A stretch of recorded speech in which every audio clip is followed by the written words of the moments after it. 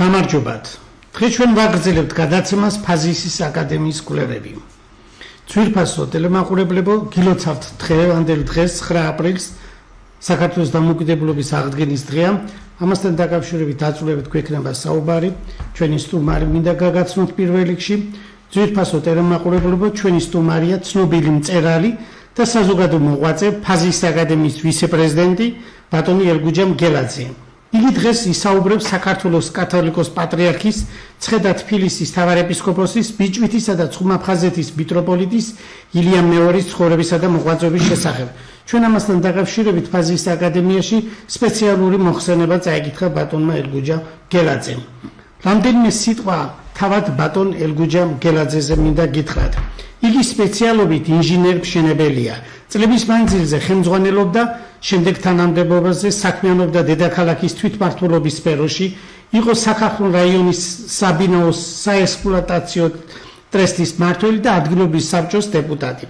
თავისი ძირითადი საქმიანობის პარალელურად ბატონი ელგუჯა მგელაძე 1991-2004 წლებში მონაწილეობას იღებდა საქართველოს ტელევიზიის პირველ არხზე დაფუძნებულ ტელეჟურნალისტთა მოქმედ ექსპედიცია მამულში.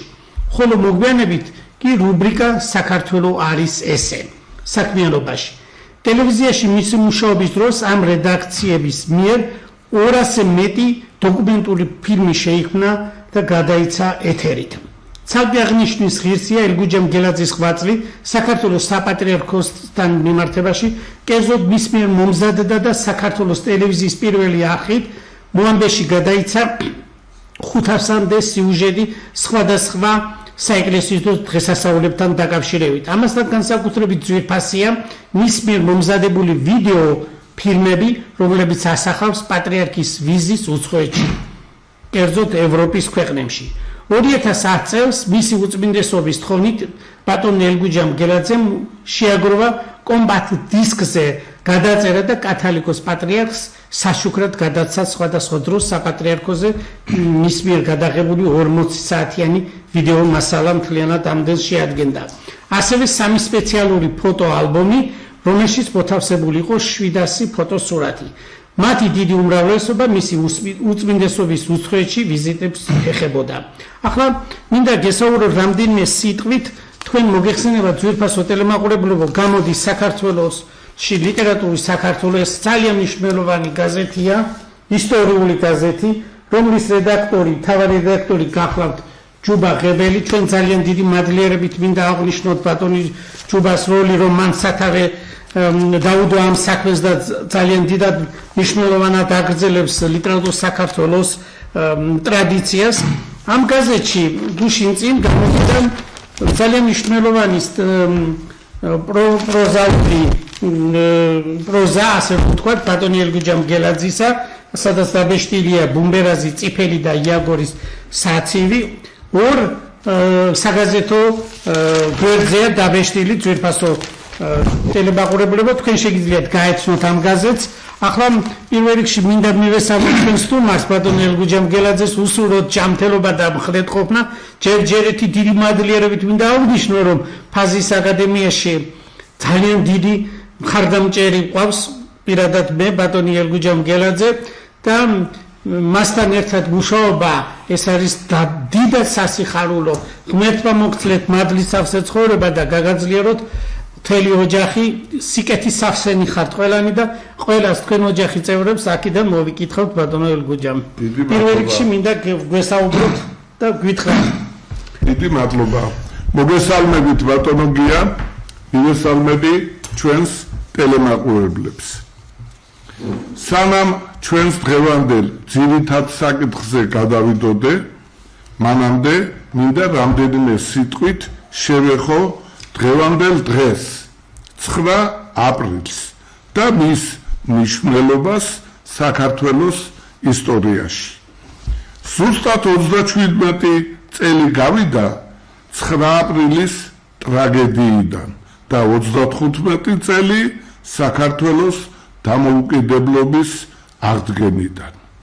1989 წლის 9 აპრილს იმჟამინდელი საბჭოთა საქართველოს დედაქალაქში რუსთაველის გამზირზე 10,000-ობით ადამიანი დამოუკიდებლობას ითხოვდა. თუმცა ეს მშვიდობიანი აქცია საბჭოთა კავშირის სადამსჯელო ნაწილებმა უნობლად დაარბიეს, რასაც შეეწირა 21 ადამიანის სიცოცხლე. აქედან 17 გახდათ ქალი, ხოლო 4 მამაკაცი. აღსანიშნავია ისიც, რომ რამდენიმე არასრულწლოვანიც ბრძანდებოდა გარდაცვლილებში. იმავე დღეს 4,000-მდე ადამიანი სხვადასხვა საავადმყოფოში მოათავსეს სხვადასხვა დაზიანებებით. ისიც აღსანიშნავია, რომ 2,000-მდე ადამიანი სწორედ იმ რამდენიმე საათის განმავლობაში სადამსჯელო რაზმმა მოწამლა თანაც რაღაც უცხო საწამლავით. რის გამოც ძალიან ბევრი მათგანი მომავალში შემდგომში გარდაიცვალა, ხოლო ზოგი იმდენად დაავადყოფდა, რომ დღემდე ერჩნევა მისი კვალი. აქციაზე იმ დროს იმყოფებოდა სრულიად საქართველოს კათოლიკოს პატრიარქი უწმინდესი და უნეტარესი ილია მეორეც, რომელმაც მოახლოებული საფრთხის თავიდანაცილების მიზნით მომიტინგეებს თხოვა გადასულიყვნენ ქუჩის მეორე მხარეს, შებრძანებულიყვნენ ქაშუეთის ეკლესიაში და იქ ელოცათ. თუმცა მომიტინგეებმა პატრიარქის თხოვნა არ შეასრულეს. ამ შემთხვევიდან ზუსტად 2 წლის შემდეგ, კერძოდ 1991 წლის 9 აპრილს საქართველოს უზენაესმა საბჭომ ზვიად გამსახურდიას ხელმძღვანელობით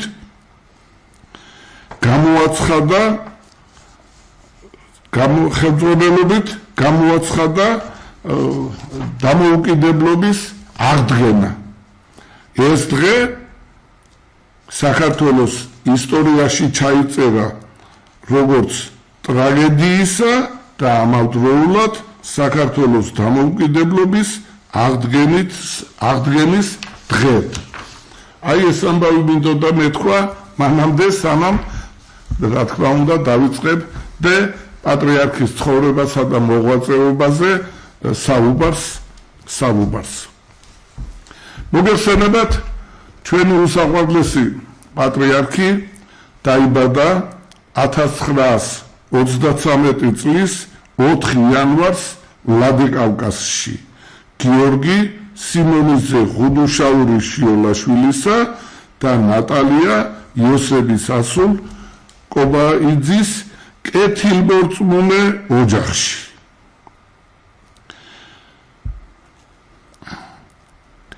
ღუდუშაურების გვარი მოდის იმ დროიდან, როცა ვახტანგ გორგასალის მიერ როცა წარმოებდა ბრძოლები ეგრეთ წოდებულ ალანთა კართან, ვინც კი ლადიკავკაზსა და ყაზბეგს შორის მოგეხსენებათ შესანიშნავი ხელობა არის და აი ზუსტად სადაც ამჟამად ლარსში განთავსებულია საქართველოსა და რუსეთს შორის აი ესე იგი გამტარი პუნქტი, აი იქამდე იქ ეკლესიაც არსებობს, რომელიც რა თქმა უნდა ვახტანგ გორგასლის დროინდელია და ალანთა კარი, აი ასე ქვიოდა იმ დროისათვის და ასე ქვია დღესაც. ვახტანგ გორგასლის დროს ბრძოლაში თავი გამოუჩენია ვინმე სნოს. დავაკვირდეთ მეგობრებო, სნო ამჟამად სოფლის სახელია, მაგრამ იმ დროს ახალგაზრდა პიროვნებას ქვიოდა.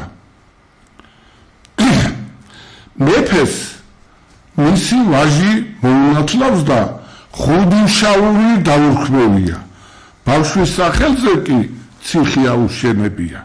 ღუდუშაურები ხევში ცხოვრობდნენ და სახელოვანი ვაჟკაცნი იყვნენ. სიმამაცით გამორჩეული ყოფილა შიოლა ღუდუშაური.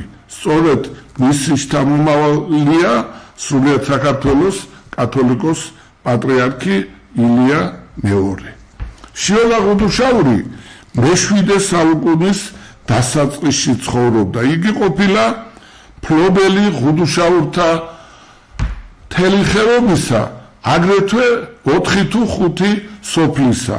ეს სოფლები იყო აჩხოტი, სოფელი სნო, ახალციხე და კანკუჩა, ყველაზე მაღლა მდებარე სოფელი. შიოლა ღუდუშაურის სახელი, რომ დარჩენილიყო მისი პირდაპირი შთამომავლობიდან, ზოგიერთმა შიოლაშვილის გვარი მიიღო და დღესაც ცხოვრობენ ეს ხალხი წარმატებით ხევში. არსებობს გადმოცემა, რომ შიოლა ღუდუშაურის დედა ბაგრატიონის ქალბატონი იყო სამეფო სახლიდან და ამიტომ მას თავის დროზე მეფიანთ ქალს უწოდებდნენ, ესე იგი სამეფო ქალბატონი ბრძანდებითო. არსებობს აგრეთვე ცნობები ღუდუშაურებისა და დიდი ვაჟა-ფშაველას ნათესაობის შესახებ. უწმიდესისა და უნეტარესის ილია მეორის მამა გიორგი ღუდუშაური დაიბადა და ცხოვრობდა სნოში, ხოლო დედა ნატალია კობაიძე კი სოფელ სიონიდან გახლდათ. სიონი ეს ყველაზე დიდი სოფელი გახლავთ ამჟამად ყაზბეგის რაიონში. მათ 1927 წელს პატარა სახლი შეუძენიათ ვლადიკავკაზში და იქ გადასულან საცხოვრებლად. გიორგი ღუდუშაურის ოჯახთან ბევრ სასულიერო პირს ჰქონდა ურთიერთობა, მათ შორის სრულიად საქართველოს კათოლიკოს პატრიარქს კალისტრატე ცინცაძეს. პატრიარქი სწორედ მათი ოჯახის საშუალებით ამყარებდა ურთიერთობებს ვლადიკავკაზში ცხოვრებ ქართველებთან. ძალუგის, ასე ერქვა ადრე ვლადიკავკაზს. ქართული ეკლესია მაშინ საქართველოს პატრიარქის იურისდიქციაში შედიოდა. ქრისტეშობის დღეს სწორედ ამ ქართულ ეკლესიაში მონათლეს 303 დღის პატარა ილია, რომელსაც მეფე ერეკლეს საპატივცემულოდ ერეკლე დაარქვეს. საქართველოს მომავალი პატრიარქი, კათოლიკოს პატრიარქ კირიონის ყოფილმა მდივანმა არქიმანდრიტმა ტარასიმ კანდელაკმა მონათლა. ბავშვის ნათლია კი იყო მონაზონი ზოილე დვალიშვილი, რომელზედაც ქვებოთ კიდე გვექნება საუბარი. არქიმანდრიტი ტარასი შემდგომში ხელდასმული იქნა წილკნის ეპისკოპოსად. იგი დაკრძალულია სვეტიცხოვლის ეზოში. მონაზონი ზოილე კი ჯერ ბედიის, ხოლო შემდეგ მცხეთის სამთავროს დედათა მონასტრის წინამძღვარი გახლდათ. შესანიშნავი საეკლესიო მოღვაწე, დიდი მორწმუნე და საღვთომსახურების საუკეთესო ცოდნე. ნათლიას ხშირად დაყავდა თავისი ნათლული სამთავროს მონასტერში. სწორედ აქ სამთავროს მონასტერში შეხვდა ღვთის განგებით ერთმანეთს საქართველოს ორი პატრიარქი. ქართველი ერის სათაყვანებელი კათოლიკოს პატრიარქი კალისტრატე ცინცაძე და ჯერ კიდევ 3 წლის ირაკლი შიოლაშვილი. სწორედ მაშინ მოიღო ირაკლი ღუდუშაურის შიოლაშვილმა პატრიარქისგან ესე იგი ლოცვა კურთხევა. გიორგი შიოლაშვილის შვილები თავიდანვე ეკლესიური გარემოში იზრდებოდნენ. ოჯახი წმინდა ილია წინასწარმეტყველის სახელობის ეკლესიაში დადიოდა. გიორგის შინ ყოვლადწმინდა ღვთისმშობლის სახელზე მეორე ეკლესია მოუწყვია, პატარა რა თქმა უნდა. ერთ ქადაგებაში კათოლიკოს პატრიარქი ასე იხსენებს იმ დროს. მინდა ჩემი ბავშვობა გავიხსენო. ყოველ საღამოს ძილის წინ მამა ჩემი დაძმებს ხატების წინ დაგვაყენებდა და ლოცვებს წაგვაკითხებდა. ზოგ ლოცვას ჩვენს გვაკითხებდა მაგალითად 91 ფსალმოს აუცილებლად, რომელიმე ჩვენგანს გვათქმევინებდა. შემდეგ ნაკურთხ წყალს გვასხურებდა და დასაძინებლად გაგვიშვებდა. თვითონ კი ლოცვას აგრძელებდა და იმით ამთავრებდა, რომ ყოველთა წმინდანთა ქართველთა ხატის წინ მუხს იმდენჯერ მოიყრიდა, რამდენი წმინდანიცაა გამოხატული ამ ხატზე და ყოველი მათგანისგან ლოცვა კურთხევას ეთხოვდა. 1952 წელს ირაკლი შიოლაშვილი ღუდუშაურმა დაამთავრა ვლადიკავკაზის 22 საშუალო სკოლა და სწავლა განაგრძო მოსკოვის სასულიერო სემინარიაში, რომელიც სერგიევ პოსადბი, ამჟამად ზაგორსკი რომ არის, ადრე ასე ქვიოდა მას, მდებარეობს. სასულიერო სემინარია პირველი ხარისხის დიპლომით დაამთავრა და როგორც საუკეთესო სტუდენტი პირდაპირ ავტომატურად იქნა ჩარიცხული სასულიერო აკადემიის პირველ კურსზე. იმ დროს წმინდა სამების მონასტრის წინამძღვარი იყო მომავალში მოსკოვისა და სრულიად რუსეთის პატრიარქი პიმენი. მე სიყვარულით ვიხსენებ მოსკოვის სასულიერო სემინარიაში სწავლის წლებს, როცა სტუდენტებიცა და მასწავლებლებიც სიხარულით დავდიოდით. მაშინ ჯერ კიდევ ახალგაზრდა ძალღონით სავსე წინამძღვრის ჭერმეტყველური და ღრმა შინაარსის მქონე ქადაგებების მოსასმენადო იხსენებს ჩვენი უსაყვარლესი პატრიარქი. განსაკუთრებით ჩვენ ბერად აკვეცის წესზე დასწრება გვიყვარდა. ამასაც პატრიარქი იხსენებს. ყოველივე ამან გადაწყვიტა აკადემიის ახალგაზრდა წარჩინებულ სტუდენტს ძნელად გადასაწყვეტის საქმე. წყალებში მაქვს რა თქმა უნდა ნათქვამი, რამე თუ ამას უწოდებდნენ ბერად შედგომას. მოგეხსენებათ, ბერობა უაღრესად რთული საქმე გახლავთ. 24 წლის ასაკში 1957 წლის 16 აპრილს კათოლიკოს პატრიარქ მელქისედეკ მესამეს ლოცვა კურთხევით თბილისის ალექსანდრე ნეველის სახელობის ტაძარში სასულიერო აკადემიის მეორე კურსის სტუდენტი ბერად აღკვეცეს. ბერად აღკვეცის საიდუმლო იმ დროისათვის შეასრულა ეპისკოპოსმა ზინობიმ და მას უწოდა ილია. თავად პატრიარქი ასე იხსენებს ალექსანდრე ნეველის ეკლესიას. ეს ტაძარი განსაკუთრებულია პირადად ჩემთვის, იმიტომ რომ აქ 1957 წელს ღვთის განგებითა და უწმინდესისა და უმეტარესის სრულიად საქართველოს კათოლიკოს პატრიარქის მელქისედეკ მესამის ლოცვა კურთხებით მეუფე ზინობიმ ბერად აღკვეცა. ამ პერიოდის ახალგაზრდებს შორის მე ვიყავი პირველი ბერი, ასე რომ ამ ტაძრისა და წმინდა ალექსანდრე ნეველის მღვდელ მოწამე გრიგოლის ლოცვა კურთხევა მუდამ მიფარავსო. ხშირად ბრძანებდა პატრიარქი.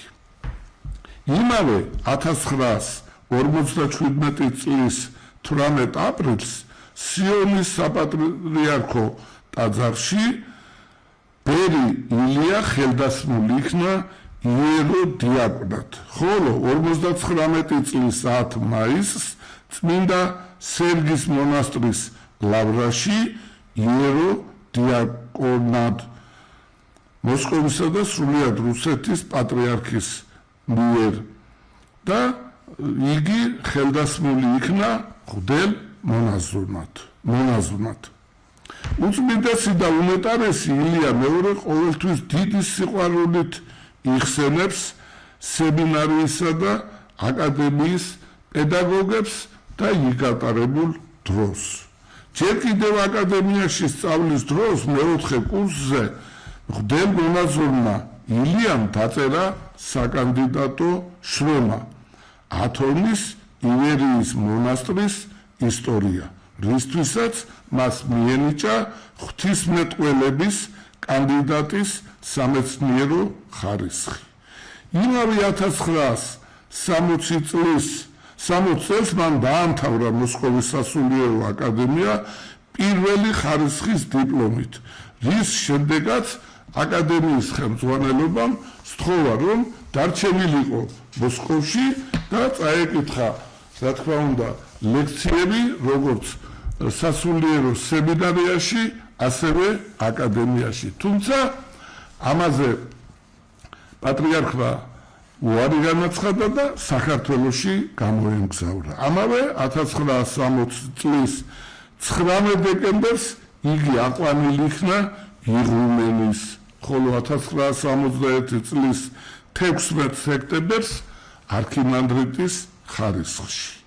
1963 წელს ხრუშჩოვის მმართველობის პერიოდში, როცა რუსეთში 5 სემინარია, მრავალი ტაძარი და მონასტერი დაიხურა, უწმინდესმა და უმეტარესმა ეფრემ მეორემ საქართველოში რაღაც ხერხებითა და გზებით სასულიერო სემინარიის გახსნა მოახერხა და მას ბატონო გია დაარქვა საღვთისმეტყველო კურსები.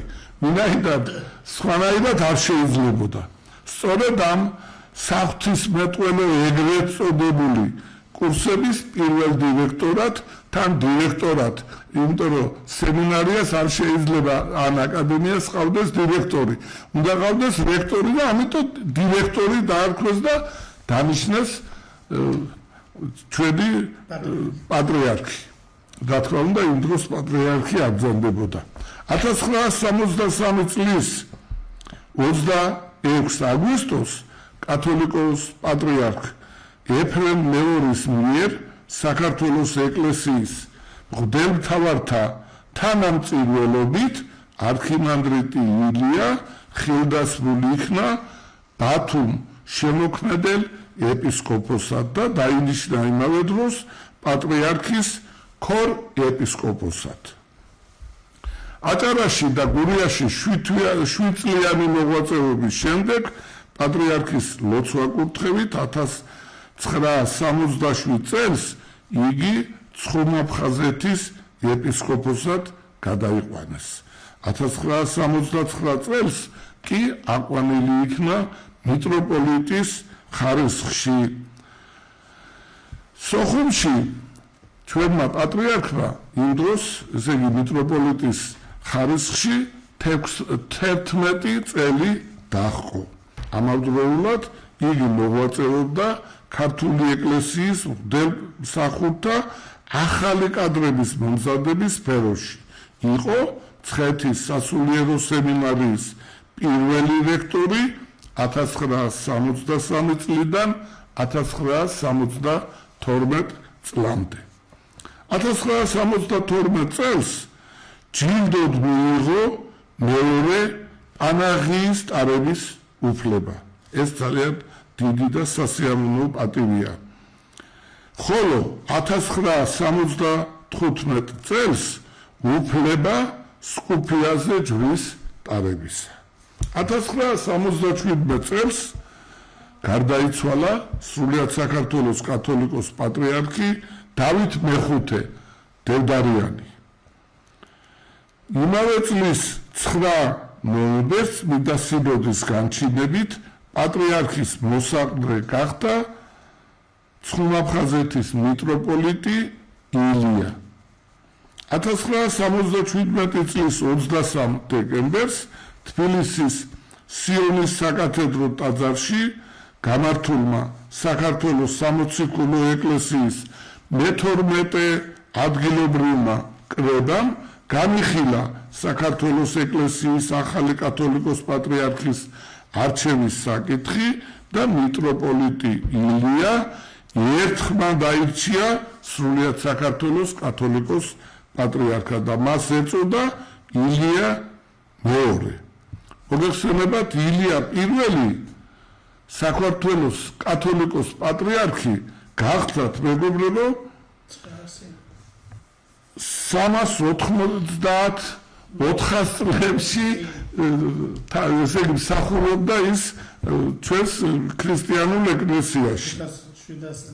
ხო, ამდენი ხნის წინ სხვათა შორის გერმანიაში როცა ერთად გახდით პატრიარქთან ერთად იქაურმა რატომღაც იქაურმა მღვდელმთავარმა დაუსვა შეკითხვა მას რომ კი ვიცითო რომ თქვენ ილია მეორე ბრძანდებითო და ილია პირველიო თქვენ შეცვალეთო ილია პირველიო და მოიხსენება დიდი უგორის პიროვნება გახდათ ჩვენი პატრიარქი და ესე იგი ასეთნაირად უთხრა არა რაც ბრძანებთო ისავო და ზუსტად აუხსნა რომ 400 წელს დაამთავრა ილია პირველმა რა თქმა უნდა მოღვაწეობა. 1977 წლის 25 დეკემბერს საქართველოს სამოციქულო ეკლესიის საპატრიარქო ტახტზე, რომელიც ანდრია პირველწოდებულისა და სვიმონ კანანელისაგან იღებს დასაბამს, ახალი პატრიარქი იქნა აყვანილი. ღვთის განგებით მცხეთის სვეტიცხოვლის ტაძარში შესრულდა ახალი პატრიარქის ილია მეორის აღსაყდრება. ეკლესიას იმ დროს შეიძლება ითქვას მრევლის საერთოდ არ ყავდა. თვით პატრიარქის წირვა ლოცვას 10-ოდე 15-ოდე ადამიანი ესწრებოდა და აი მოხდა საოცრება. სვეტიცხოვლის დიდებული ტაძარიც და მისი ეზოც ინტელიგენციის საუკეთესო წარმომადგენლებით და ახალგაზრდებით გაივსო. მოგეხსენებათ იმ დროს კომუნისტური რეჟიმი ძალიან მყარად იდგა, თავდაპირველად დააპირეს რომ ამ ხალხს არ შეუშვებთ ეზოშიო, მაგრამ ესე იგი ხალხის სიჭარბის გამო ვერაფერს გახდნენ და რა თქმა უნდა მთელი ეზო მთლიანად გაივსო. ვიდრე ცოცხლობ, მუდამ ჩემთვალ წინ იქნება ის უხილავი და მაინც ხილული ტახტი, რომელზეც მეუფის ძლიერმა მარჯვენამ ამიყვანა. ჩემს გულზე წარუშლელად წერია ის მოვალეობანი, რომელიც მისმა უსაზღვრო მოწყალებამ დამაკისრა. ბრძანებს შემდგომში კათოლიკოს პატრიარქი. 1990 წელს უწმიდესისა და უნეტარესის ილია მეორის ხანგრძლივი და დაუღალავი შრომით სოფლიოს საპატრიარქომ მას მიანიჭა მტკიცების სიგელი, რითაც აღდგა ისტორიული სამართლიანობა და თელმა მართლმადიდებულმა სამყარომ სნო საქართველოს უწმინდესი ეკლესიის ავტოკეფალია. მოგეხსენებათ 1988 წელს მისი უწმინდესობის თაოსნობით მცხეთის სასულიერო სემინარია გადმოტანილი იქნა ქალაქ თბილისში და დაარსდა თბილისის სასულიერო აკადემია და სემინარიაც. საუკუნეთა შემდგომ კვლავ აღდგა გელათის სასულიერო და მეცნიერებათა აკადემიები. საქართველოს სხვადასხვა კუთხეში გაიხსნა მრავალი სასულიერო სასწავლებელი, გიმნაზიები, სხვადასხვა საერო უნივერსიტეტები, დაარსდა საბუნებისმეტყველო კათედრები, სადაც ლექციებს კითხულობდნენ თბილისის სასულიერო აკადემიის კურსდამთავრებულნი.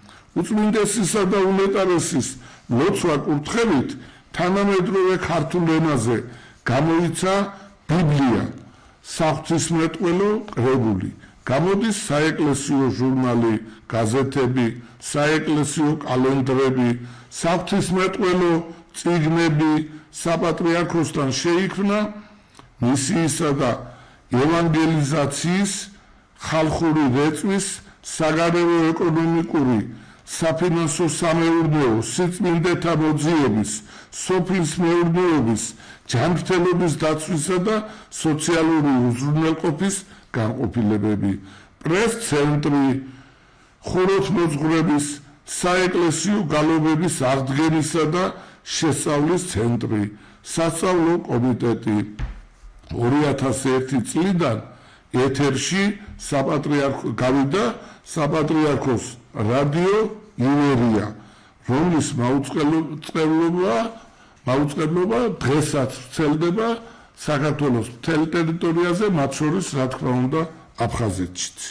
საპატრიარქო რეზიდენციაში პერიოდულად იმართება სამეცნიერო კონფერენციები აქტიურ თემებზე, სადაც სასულიერო პირები და მეცნიერები ერთობლივად განიხილავენ ჩვენი ქვეყნის საჭიროებო პრობლემატურ საკითხებს.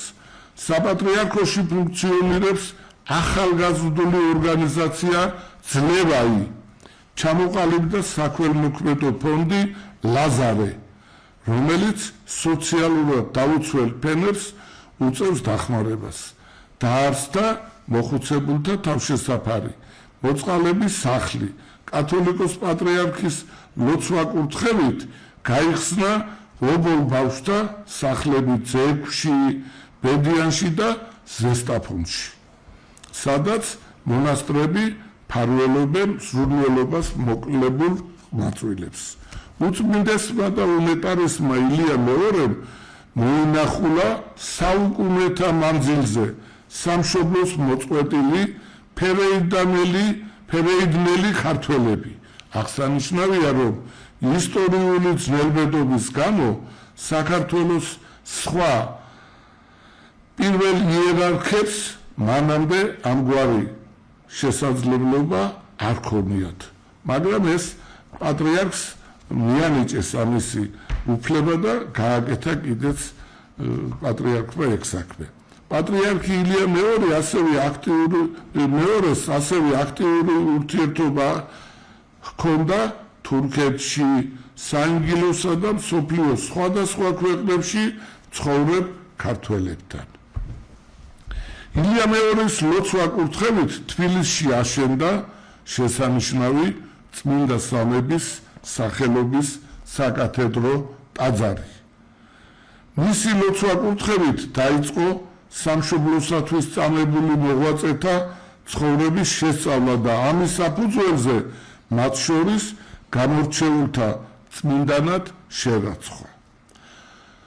მოგეხსენებათ 1987 წელს ილია ჭავჭავაძის დაბადებიდან 150 წლისთავთან დაკავშირებით საქართველოს ეკლესიამ საზოგადო მოღვაწე, მწერალი, ეროვნულ-განმათავისუფლებელი მოძრაობის თავკაცი ილია ჭავჭავაძე წმინდანად შერაცხა და მას უწოდა წმინდა ილია მართალი. 1995 წელს ილია მეორის ლოცვა კურთხევით და საქართველოს სამოციქულო ეკლესიის გაფართოებული კრების გადაწყვეტილებით წმინდანთა დასს შეემატნენ კათოლიკოს პატრიარქი ამბროსი ხელაია, ქუთაელ გაენათელი მიტროპოლიტი ნაზარი თავის კრებულთან ერთად, იმერეთის ეპისკოპოსი გაბრიელ ქიქოძე, ეპისკოპოსი ალექსანდრე ოქროპირიძე, არქიმანდრიტი გრიგორ ფევაძე, იღუმენი ალექსი შუშანია, მღვდელი თევდორე, წმინდა ნინოს მშობლები, ზაბულონი და სოსანა. შემდგომ პერიოდში წმინდანთა დასს კიდევ შეემატნენ ცოტნე დადიანი და არ შეიძლება რომ მორიოდე სიტყვით არ თქვა მის წმინდანად შერაცხვაში ჩემო მეგობრებო უაღრესად დიდი როლი აქვს შეტანილი ჩვენი ფაზისის აკადემიის ყოფილ პრეზიდენტს ბატონ ნუგზარ ნადარაიას რის შემდეგაც რა თქმა უნდა მან დაარწმუნა პატრიარქი რომ აუცილებლად იყო შესარაცხავი ეს ადამიანი წმინდანად და პატრიარქმა თავად ნუგზარს შვილობილი უწოდა.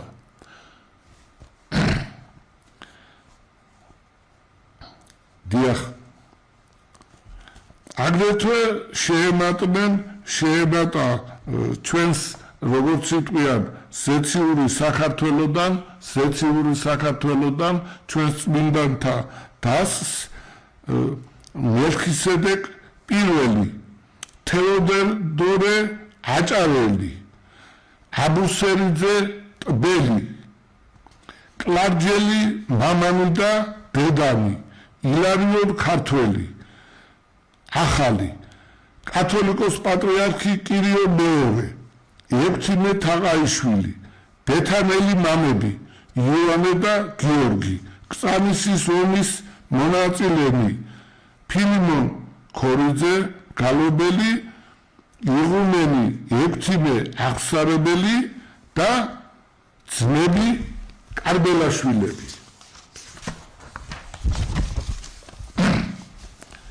2007 წელს წმინდანად შეირაცხა მე-19 საუკუნის სახელმწიფო და საზოგადო მოღვაწე დიმიტრი ყიფიანი, რომელსაც ეწოდა სამშობლოსათვის თავდადებული, ხოლო 2012 წელს წმინდანად შეირაცხა ბერი გაბრიელი და მას ეწოდა წმინდა გაბრიელი აღსარებელი სალოსი.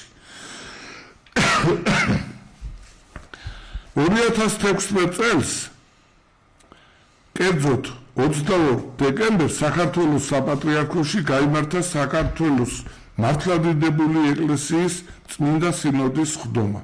სხდომაზე რამდენი პირის კანონიზაცია მოხდა. ესენი არიან მონაზონი ნინო, ამილახვარი, იღუმენი ნინო, ცხენიღუმენია თამარი, იმერეთის მეფე სოლომონ პირველი, საქართველოს მეფე ბაგრატ მესამე, სრულიად საქართველოს კათოლიკოს პატრიარქი უწმინდესი და უნეტარესი კალისტრატე ცინცაძე. ილია მეორეს გადაწყვეტილებით საქართველოში დემოგრაფიული მდგომარეობის გაუმჯობესების მიზნით მან ჯერ კიდევ 2007 წელს წამოაყენა წინადადება რომ მე გავხდებიო ყველა მართლმადიდებელ ოჯახში დაბადებული მესამე და შემდგომი ბავშვის ნათლიაო და მე ჯერავსო რომ ეს სასურველ შედეგს გამოიღებსო და მართლაც გამოიღო კიდეც რამე თუ დღეისათვის მის უწმინდესობას უკვე 50,000-ზე მეტი ნათლული ჰყავს.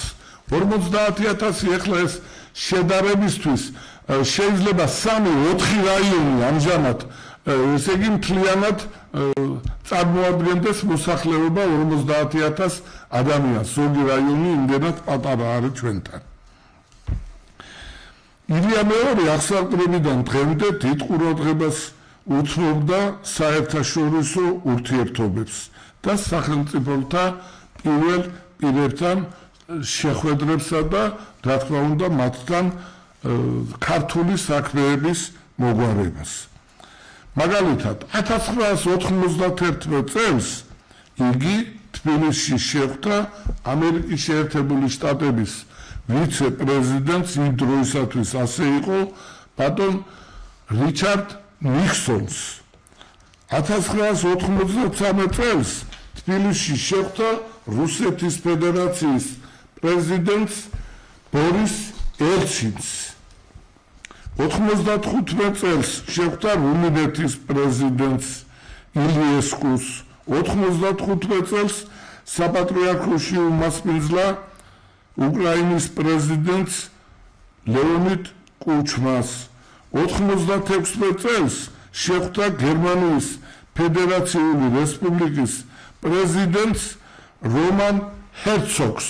სხვათა შორის როცა მე მას გერმანიაში ვახდი ერთ-ერთი ვიზიტის დროს, სწორედ მაშინ დაიგეგმა ეს ვიზიტი და როგორც იტყვია ძლივ ჩამოვასწარეთ. ჩამოსვლიდან ერთ კვირაში, როცა დაბრუნდა დელეგაცია ჩვენი თბილისში, რომან ჰერცოგიც, როგორც იტყვია, საპატრიარქოში გამოჩნდა. 2000 წელს იგი იერუსალიმში შეხვდა პალესტინის განთავისუფლების ორგანიზაციის თავმჯდომარეს იასირ არაფატს. 2001 წელს თეირანში შეხვდა ირანის ისლამური რესპუბლიკის პრეზიდენტს მუჰამედ ჰათამს. 2005 წელს მოსკოვში შეხვდა რუსეთის პრეზიდენტს ბატონ ვლადიმერ პუტინს. 2006 წელს საპატრიარქოში უმასპინძლა უკრაინის პრეზიდენტს ისევ იუშენკოს. 2008 წელს შეხვდა დიმიტრი მედვედევს. მომავალ წელს იგი კვლავ შეხვდა რუსეთის პრეზიდენტს ვლადიმერ პუტინს. ილია მეორე რამდენჯერმე შეხვდა აზერბაიჯანის პრეზიდენტს იმ დროისათვის მაშინ ჰეიდარ ალიევს, ხოლო იმის შემდგომ, რა თქმა უნდა, მოიხსენებათ უკვე 22 წელია ილჰამ ალიევი ხელმძღვანელობს აზერბაიჯანს და უკვე სათვალავიც აღარ ქონდა იმდენჯერ შეხვდა ბატონ ილჰამს თბილისშიც და იქაც ბაქოშიც. 2017 წლის 23 ნოემბერს თბილისში ხაშუეთის წმინდა გიორგის ეკლესიაში სრულიად საქართველოს კათოლიკოს პატრიარქმა ილია მეორემ სამღვთო ლიტურგია აღავლინა, მაგრამ მის დაწყებამდე პატრიარქმა საზოგადოებისა და წმინდა სინოდის წევრებისთან შეუთანხმებლად, რა თქმა უნდა, თავისივე სურვილით გამოაცხადა მისივე ხელით დაწერილი და მისივე პირადი ბეჭდით დამოწმებული ბრძანება, რის საფუძველზეც სრულიად საქართველოს კათოლიკოს პატრიარქის მოსაყდრედ დაადგინა სენაკისა და ჩხოროწყუს მიტროპოლიტი შიო მუჯირი, რომელიც ამჟამადაც განაგრძობს ჯერჯერობით იგივე თანამდებობაზე მუშაობას. ჯერ კიდევ ვახტანგ გორგასლის დროს მოპოვებული საქართველოს მართლმადიდებლური ეკლესიის ავტოკეფალია, როგორც ცნობილია, 1811 წელს სრულიად უკანონოდ გააუქმა რუსეთის იმპერიამ. 19 საუკუნის ბოლოს დაიწყო ავტოკეფალიისათვის ბრძოლის პროცესი, რაც 1917 წელს საქართველოს მართლმადიდებელი სამოციქულო ეკლესიის ავტოკეფალიის აღდგენით და პირველ საეკლესიო კრებაზე სრულიად საქართველოს კათოლიკოს პატრიარქად კირილ მეორის არჩევით დაგვირგვინდა. მაგრამ აქ მოხდა კიდე გაურკვევლობა ასეთი, რომ რუსეთის ეკლესიამ ავტოკეფალია არ აღიარა, რის გამოც ფაქტიურად სოფლიოს თორემ არ აღიარა რუსეთმა და არ აღიარა კონსტანტინოპოლის ეკლესიამ. ამდენად სხვა ეკლესიებისგან ჰქონდა თანხმობა მიღებული, მაგრამ ეს არ იყო მაინც სრული. ამიტომ როცა 77 წელს ჩვენი პატრიარქის აღსაყრება მოხდა, მან თავიდანვე დაისახა მიზნად, რომ რაც არ უნდა მომხდარიყო, ყოველ მიზეზს გარეშე ეს საკითხი უნდა დამთავრებულიყო და მან იმდენი იშლომა და იმდენი იღვაწა ამ საკითხის მოსაგვარებლად, რომ ჯერ იყო და რუსეთის ეკლესია დაეთანხმა, მერე კიდევ კონსტანტინოპოლის ეკლესია და ამდენად 1990 წელს ეს საკითხი ერთხელ და სამუდამოდ გადაწყდა. და აი სწორედ იმ დღიდან ეწოდება ყველა წერილში და ყველა საბუთში ჩვენს პატრიარქს სრულიად საქართველოს კათოლიკოს პატრიარქი. აი ტიტულიც კი, რა თქმა უნდა, განისაზღვრა ასე. და ეს, რა თქმა უნდა, ამაში ძალიან დიდი დამსახურება არის ყოვლადწმინდესი დიმიტრიოსის. ეს დიმიტრიოსი გახდათ, მეგობრებო, იმ დროისათვის კონსტანტინოპოლის ესე იგი პატრიარქი, იგივე მსოფლიოს პატრიარქი. ახლა რომ ბართლომეოსია, ადრე იყო ეს დიმიტრიოსი და თავად დიმიტრიოსმა თავადვე გადასცა ჩვენს უწმინდესობას აი ეს სიგელი, სადაც უკვე ჩვენი პატრიარქი მოხსენებული იყო სრული, რა თქმა უნდა, ტიტულით. ტიტულით. ამის მასაც იყვით, რომ მეხუთე ქონდა ჩვენ რიგი და არ დაგვიბრუნდა ეს მეხუთე. არა, კვლავ არ დაგვიბრუნდა, ისე რუსეთია ჩვენზე ერთი წინ.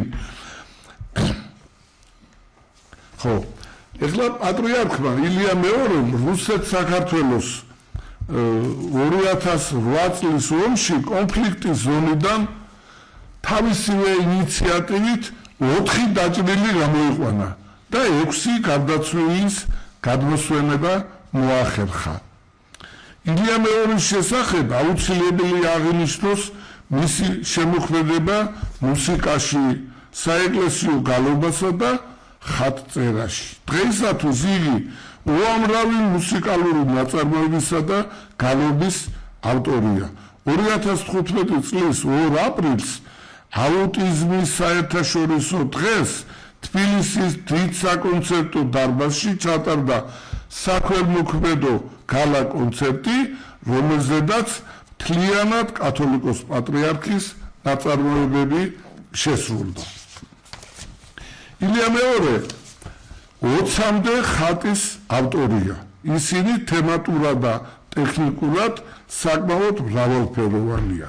სხვადასხვა დროს პატრიარქი ილია მეორე იყო გაეროსთან არსებული ინფორმატიზაციის საერთაშორისო აკადემიის ნამდვილი წევრი. მისი აღსაყრდნების მეორე წლიდანვე, კერძოდ 1978 წლიდან 1993 წლამდე მისი უწმინდესობა გახდათ მსოფლიოს ეკლესიათა საბჭოს პრეზიდენტი. მოგეხსენებათ, მაგათი შტაბ-ბინა შვეიცარიაშია, მე ერთ-ერთი ესე მასთან ერთად ვიზიტის დროს გახდით და ესე იგი იცით როგორია, ერთი კედელი მთლიანად უკავია ყოფილ პრეზიდენტებს და რა თქმა უნდა იქვე წარმოჩენილია ჩვენი უწმინდესი და უმეტარესი, რამე თუ მართალია ერთი მოწვევით იყო აი ამ 5 წელი. ეხლა იგი აგრეთვე ბრძანდებოდა კრეტის სასულიერო აკადემიის საპატიო წევრად. მოგეხსენებათ, ჩვენ ფაზისის აკადემიის წევრები ვართ, მე და ბატონი გია და სიამაყით ვაცხადებთ, რომ ილია მეორე იყო ფაზისის აკადემიის საპატიო პრეზიდენტი. სხვათა შორის ბატონ მუგზარ ნადარაიას საბუთში ხელი ჰქონდა მის უწმინდესობას მოწერილი, რომ ბატონი მუგზარ ნადარაია იყო ამ აკადემიის პრეზიდენტი და ვის უნდა მოეწერა ხელი ან რომელიმე ვიცე-პრეზიდენტს, ან რა თქმა უნდა საპატიო პრეზიდენტს და თავად პატრიარქმა მოაწერა ხელი. ეხლა უნდა მოგახსენოთ მისი უწმინდესობის ის ჯილდოები, რაც მას ჰქონდა მიღებული. ესე იგი, მთელი ქრისტიანული, აი ცოტა შორს წაგვიყვანს და მთელი ქრისტიანული სამყაროდან აბსოლუტურად ყველა ქვეყნის უმაღლესი ჯილდო ჰქონდა მიღებული, მაგრამ მე მინდა განსაკუთრებულად გამოვყო ორი ასეთი ესე იგი ორდენი. კერძოდ მას საქართველოს სახელმწიფოსაგან მიღებული ჰქონდა დავით აღმაშენებლის ორდენი, ხოლო საქართველოს ეკლესიის წმინდა სინოდისაგან უფლის კვართის ორდენი. როგორც პირველი, ისე მეორე ორდენი მხოლოდ ერთადერთ პიროვნებას აქვს მიღებული საერთოდ და ეს მხოლოდ ისტორიაში და ეს საერთოდ ისტორიაში არის მხოლოდ მისი უწმინდესობა. ეხლა რა თქმა უნდა სალაპარაკო პატრიარქზე 1 საათით კი არა, 1 დღით და ან 1 თვით შეიძლება 1 წელი რომ ისაუბროს ადამიანმა, რა თქმა უნდა ვერ ამოწურავს იმ სიკეთეებსა და იმ ქვემოქმედებასა და იმ სიკეთით გაკეთებულ საქმეებს, რაც მას უკეთებია, მაგრამ ალბათ ჩვენი საეთერო დრო ჯერჯერობით ამის საშუალებას არ მოგცემს. თუმცა აქვე სამწუხაროდ უნდა განვაცხადო, რომ პატრიარქი ილია მეორე 93 წლის ასაკში გარდაიცვალა 2026 წლის 17 მარტს. მისი სამოქალაქო პანაშვიდები, რომლებსაც არნახულად სხვა ხალხი დაესწრო, გაიმართა სამების საკათედრო ტაძარში. იგი მისი სურვილისამებრ დაკრძალული იქნა სიონის საკათედრო ტაძარში. ძირითადად აი ეს მინდოდა ბატონო გია ჩვენი მაყურებელისათვის რომ გამეცნო, თორე აგერ კიდევ მაქვს ერთი 4 გვერდიანი მოსედება, რასაც რა თქმა უნდა დღეს ვეღარ მოვახერხებთ ხოლმე. ძვირფასო ტელემაყურებლებო, ბატონმა ელგუჯამ გელაძემ ძალიან მარტივ და გასაგებ ენაზე გვიამბობ პატრიარქის მოღვაწეობის შესახებ. ჩვენ მოგვეცემა საშუალება ბატონ ელგუჯა კიდევ აზიის აკადემიის კვლევები ასეთ გადაცემაში თქვენ შემდეგი ეს მასალაც წარმოადგინოთ და მოვახსენოთ საზოგადოებას, იმიტომ რომ ბევრი რამ შესახსენებელია საზოგადოებისთვის. ბატონ ელგუჯა, სიკეთე ადამიანს ავიწყდება, ხოლო ერთი დაუშვათ უყურადღებობა სამუდამოდ ახსოვს. ამიტომ ჩვენ ჯერ მადლიერება უნდა ვისწავლოთ ადამიანებმა, საერთოდ უნდა დავაფასოთ იმ ადამიანების ღვაწლი, განსაკუთრებით პატრიარქ ილია მეორისა. შეიძლება ბევრ სხვადასხვა მოსაზრებები ჰქონდა მის სულაბთან დაკავშირებით, მაგრამ ყოველ შემთხვევაში შედეგი ის არის, რომ საქართველოს ეკლესია ავტოკეფალია აღდგა. ეს არის ძალიან მნიშვნელოვანი, იმიტომ რომ ჩვენ მოგვეხსენება ზოგადად ვიცით, რომ საქართველოს ეკლესია აღნიშნავს წელს 1700 წელს საქართველოს ოფიციალურად გაქრისტიანების თარიღს, ანუ სახელმწიფოებრივად რომ მივიღეთ. საერთოდ საქართველოს დაახლოებით 1900 წლის მაინც არის ქრისტიანულია, უფრო მეტი შეიძლება ვთქვათ, ფაზის აკადემიის დამფუძნებლის მამა პალმოსი გახდა ეპისკოპოსი ჩვენ მიერ მოძიებული მასალების მიხედვით და კვლევების თანახმად 65 წელს ახალწეთ აღრიცხვით. მან ხელდასმა მიიღო ანდრია პირველ წოდებულისგან. და ესეთი ისტორიის მქონე ერია ჩვენი ქვეყანა და მინდა გითხრათ ბატონო ელგუჯა, დიდი მადლობა იმისთვის, რაც თქვენ დღეს წარმოგვიდგინეთ მასალა. ამ ხრივ ძალიან მნიშვნელოვანია, იმიტომ რომ ბევრი ვერ კითხულობს იმ საგაზეთო პუბლიკაციას ან წიგნებს, არ აქვს შესაძლებლობა დრო, ზოგი უცხოეთში არის განსაკუთრებით ამ გადაცემებს უყურებენ უცხოეთში წასული ქართველები და მათთვის დიდი შვება ამ მასალის წარმოდგენა. მინდა გითხრათ კიდევ ერთხელ, გადაგიხადოთ დიდი მადლობა თქვენი საქმიანობისთვის და გისურვებ წარმატებას. რამეს ხარ დამატებდით ბატონო ელგუჯა? თუ სურვილი გაქვს? არა, სასურველია რომ განსაკუთრებით ახალგაზრდა თაობამ კარგად გაითავისოს თუ რაოდენ დიდი საქმიანობა გასწია არა მარტო დედა ეკლესიისთვის, არამედ მთელი საქართველოსთვის ჩვენმა პატრიარქმა და ამას ახლა ჩემი ასაკის ადამიანებმა ეს მეტნაკლებად იცის, მაგრამ ახალგაზრდა თაობამ რაღაცნაირად თუ არ შეისწავლა ეგ საკითხი და არ დაინტერესდა მის მიერ გაკეთებული საქმიანობით არ შეიძლება არა და ძალიან ღმადან წამს ეხლა მე ის ამბავი რომ ჩვენს ზეციურ საქართველოს რა თქმა უნდა ძალიან მალე მოევლინება კიდევ ერთი ლოცველი წმინდანი და ეს იქნება რა თქმა უნდა ჩვენი უწმინდესი და უნეტარესი. აი ეს მინდოდა რომ დამემატებია ბატონო გიცოცხლეთ. ძვირფასო ტელემაყურებლებო, ჩვენ შემდეგ კვირას გავაგზავნებთ ფაზის აკადემიის კვლევები, რომლის ავტორი და წამყვანი გახლავართ მე თავად გია კვაშლო, ფაზის აკადემიის პრეზიდენტი. კარგად ბრძანდებოდეთ. ბედნიერ დღეებს გისურვებთ, კიდევ ერთხელ გილოცავთ საქართველოს დამოუკიდებლობის აღდგენის დღეს. იცოცხლეთ, ნახვამდის